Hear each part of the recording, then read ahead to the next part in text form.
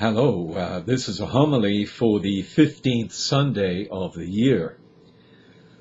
Today we start with a reading from Deuteronomy, where you have Moses essentially telling the people, look, it's not so difficult to find what God's law is. You don't have to go up into heaven to find it. All you have to do is keep the commands of the Lord. And it's not up in the sky, nor is it across the sea. No, it's something very near to you, already in your mouths. In other words, you are talking about this, passing this around, and in your hearts. You have only to carry it out. That's the final line in the reading. The psalm then picks up this theme and says, turn to the Lord in your need, and you shall live.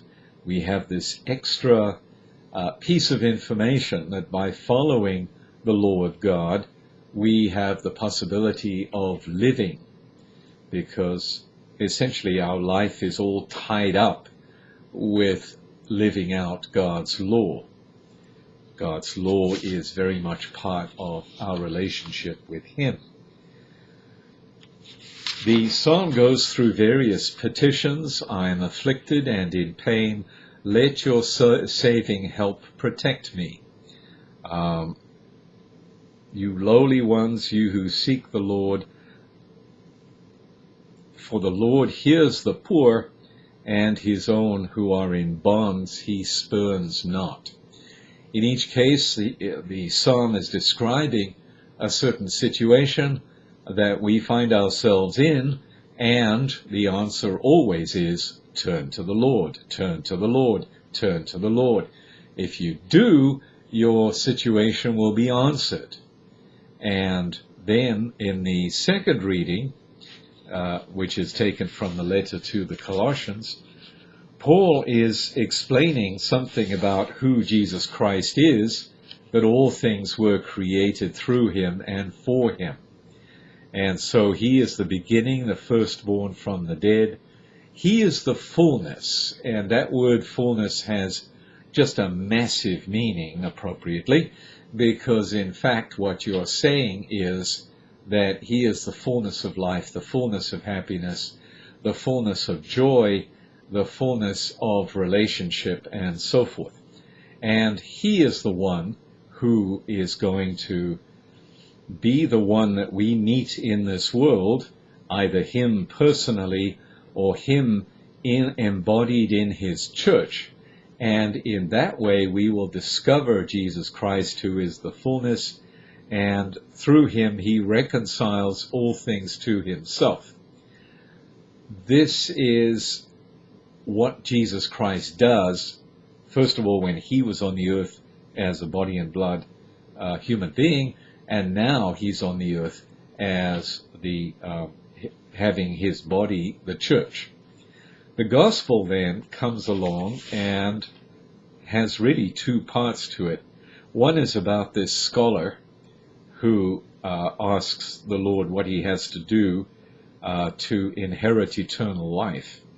And the scholar gives the appropriate answer, you shall love the Lord your God, etc., etc., etc., and your neighbor as yourself, which is the last part of the commandments that he quotes. And Jesus says, you've answered correctly, do this and you will live. Again, we're back in this issue of living. Then we have Jesus being asked, who is my neighbor? Because that was what was the last part of the quote from the scholar. And so the question is, who is my neighbor? And in order to explain that, Jesus teaches through the parable of the Good Samaritan. And what you have is a kind of quick social analysis of all the different kinds of people who pass by the man who is injured on the side of the road, and who ignore him for various reasons. Too busy, don't want to get ritually impure by touching this man who is injured, and so on and so on. But, he says, along came a Samaritan. Here's the first point, is that basically he is making the point that you people are all Jews, you all look down on the Samaritans, and yet here is a Samaritan doing something just purely out of compassion and really putting himself out. I mean, gives money to the innkeeper. He says he will come back and pay any further expenses if they are incurred. And he then says, okay, which of these people that I've mentioned to you treated this injured man with compassion? And they answer, the one who treated him with mercy. In other words, the Samaritan. So the social layering, the social, essentially prejudices, just don't count in the face of doing an act of mercy simply because that is what was needed at the time.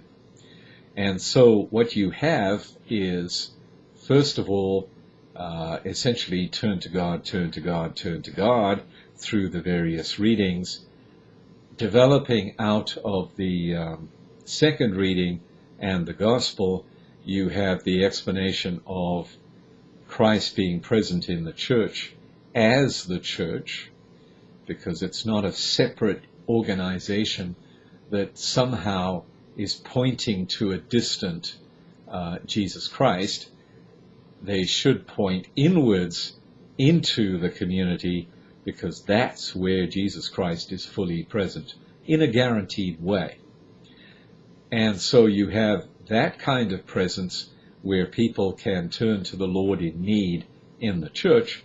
And here you have Jesus essentially opening out. It's not just me turning to God when I need to. It is me living in the world, obviously turning to God for my own spiritual growth, my own healing, my own joy, my own peace. But that's not all of my life. My life is in the real world, where I come across people daily who are hurting, people who are in need, people who are suffering, injured, just need simply something like being taken somewhere, being helped with something. It was interesting in South Africa to see how many rules there were for giving people benefits.